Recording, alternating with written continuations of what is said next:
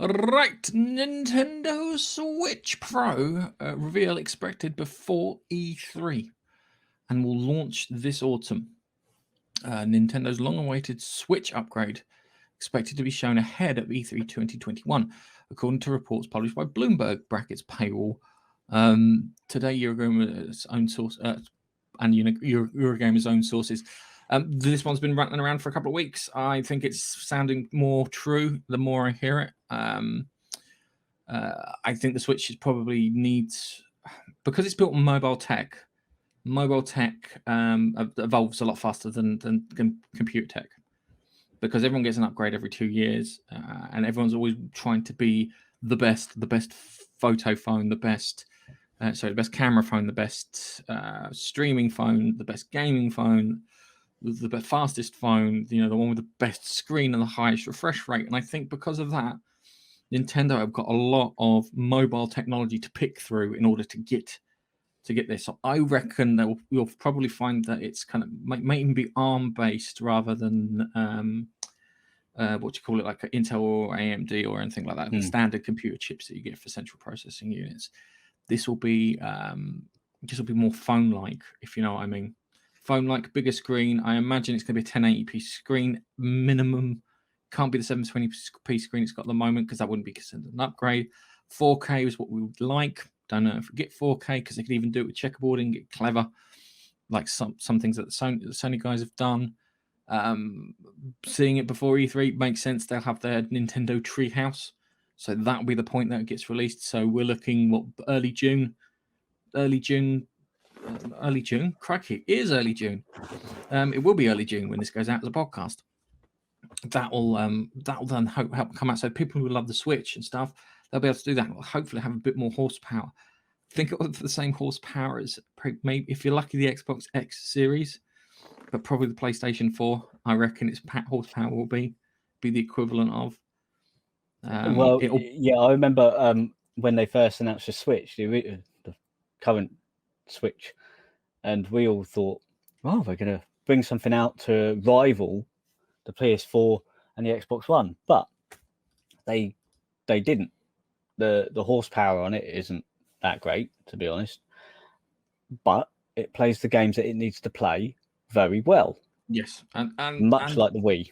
And the Nintendo people know the limitations on their hardware, and they can build to those limitations on the hardware. And the great thing about that is the software is, how can I put it, is pretty much settled at that point in time. Everyone's got a good understanding of that software, so they can rinse it for every bit of power they can. They can also stylize their graphics to make them a bit more appealing to people. It's good.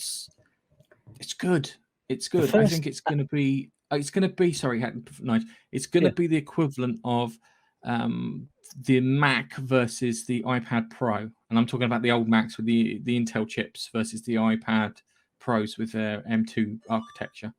And the what I was thinking also, the first party IPs that they've got to play on their console, they're well established, aren't they? With Donkey Kong, Mario, the kart, all that sort of stuff, Luigi's Mansion, all of those sort of games.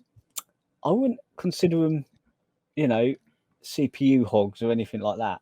But it really depends on the direction. If they're going to keep going more family friendly, but increasing the speed, putting a nice SSD in there so it loads as quick as, say, the PlayStation and Xbox latest. It won't necessarily be an SSD. It'll be the phone memory that you get in your phone, which is pretty fast as it is. It's pretty much what they've got in the Xbox S and X series. It's pretty quick, the phone. And if they do sort of go that route, you can consider it up. I mean, as a PS5 owner, going from a PS4 Pro to a PS5 and playing the same game, I consider it an upgrade, being able to instantly load my games as quickly as they do and get straight in. For me, it's a massive upgrade on hardware. So, I've got my S series here. I've been playing loads recently. I think I played Apex Legends on the PS5 for a good while. And Control on the PS5, and then I moved back to my Xbox S series because our friend Carl likes playing State of Decay. So I pop on there every so often and play State of Decay, but I play like the older games from like last generation, which I've picked up for like next to nothing, which is fantastic value. But the load on it is noticeable, because when I had my VCR Xbox One, OG Xbox One, that was noticeable. And then when you get that kind of bump up and you can see it, the problem is that some game manufacturers have been good enough to put bits over the top of the loading screens to make it a bit more palatable while you're waiting. So you get the logos pop up. You know, you turn the game on and the logo pops up. It takes ages. You go, why does it take ages? It's covering up a loading screen, basically. Yeah. And it's like it's whenever like the you Superman, get, Spider-Man, sorry. Yeah. When you're doing the quick travel between one place and another place, you take your tube and he's sitting there on his phone going, it's a nice little thing to cover up a loading screen. Yeah. Now he goes on the tube to go somewhere else.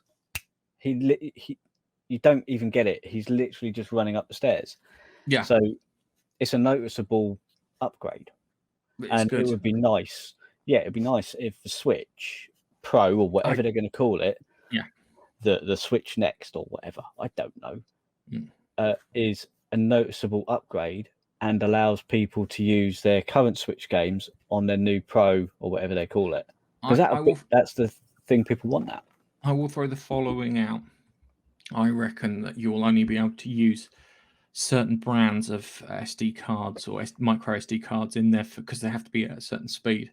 So I reckon that's going to be a thing. So if they're going to be, my money says that they're going to sell you custom ones.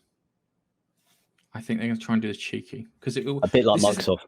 This is how the Nintendo stuff works. It usually is like kind of bang bust, bang bust, bang bust, bang bust. Yeah. So the next console after the Switch is going to be an abject fucking failure. It's just right down the tubes. Yeah, nothing's going to happen with that because that's the way these things happen. Don't forget to like, comment, and subscribe.